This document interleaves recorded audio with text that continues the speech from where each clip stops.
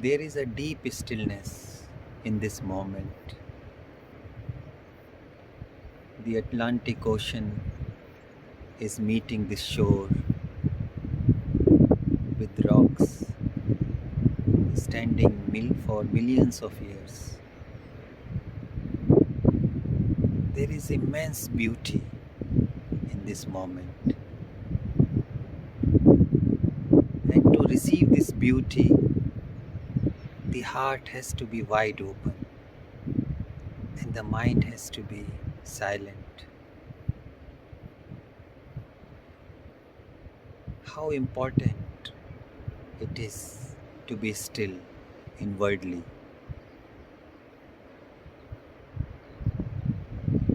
Are our minds ever quiet? Or is it filled with words, with ideas, with knowledge? Can we see the great value of this inward stillness? Which does not mean that we cannot use words. What is important is to see from what ground, from what space words are arising. If they are arising from the field of noise, habitually, without the quality of attention, then those words become means for separation from the wholeness. Then I am living as a separate entity, just filled with words, with the noise of the past, with the noise of the stories. Why stories are so fascinating? I see people all the time talking about their past stories, never pausing and seeing that life is not in these stories. Life is just slipping away when I'm lost in the stories.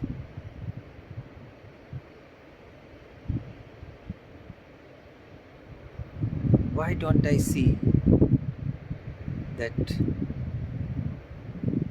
there is no deep connection as long as I am meeting others from stories? When I am using others simply to pass on my stories, to fill the other's mind with my stories, am I using others to escape from the living reality? How sad it is. Why don't we realize that it's a great disservice to pass on my heavy burden of stories?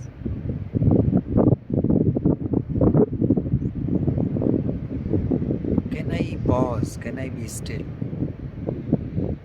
And use words from the space of stillness, from the space of love.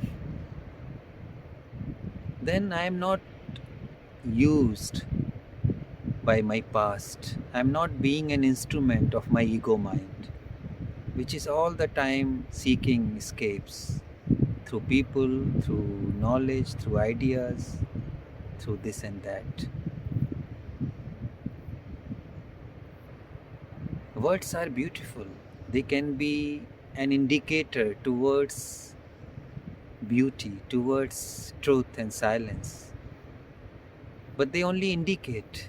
If we get lost in the words, then we lose connection with those things which are beyond words.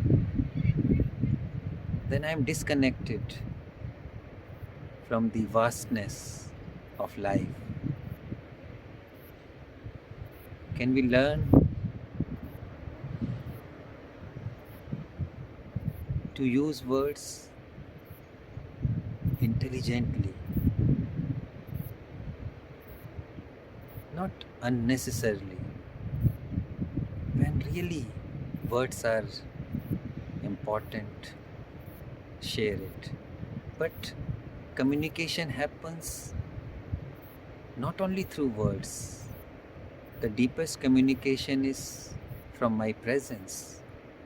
If my presence is still, full of affection, compassion,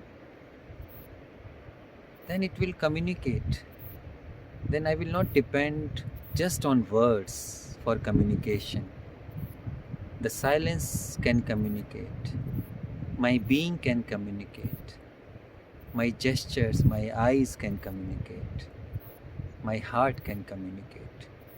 So when are we going to learn the great importance of communicating from a different space, from a different dimension?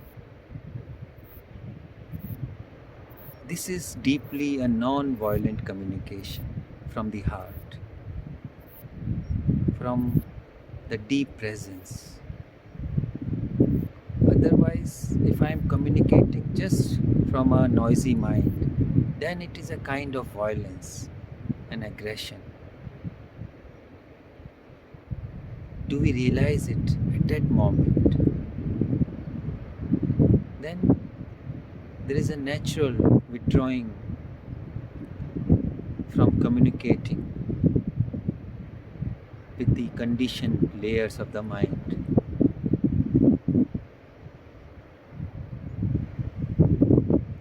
Let your heart communicate. Let your still mind communicate. Let this deep presence communicate. Like the ocean, which is conveying something so deep, which cannot be described in words. It's like the energy of the unknown communicating.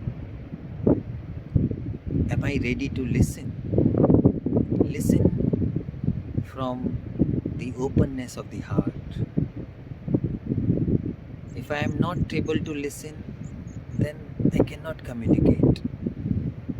Listening itself is a communication, a deep communication.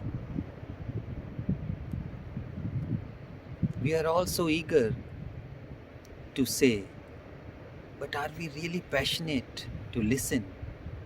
Listen from a deep, deep heart, from a quiet space. Then our relationships are beautiful. There is harmony. There is no separation. Then the ego mind is quiet, is not eager to impose oneself on others. Then we see the beauty of living from this still space, from this deep unity with life.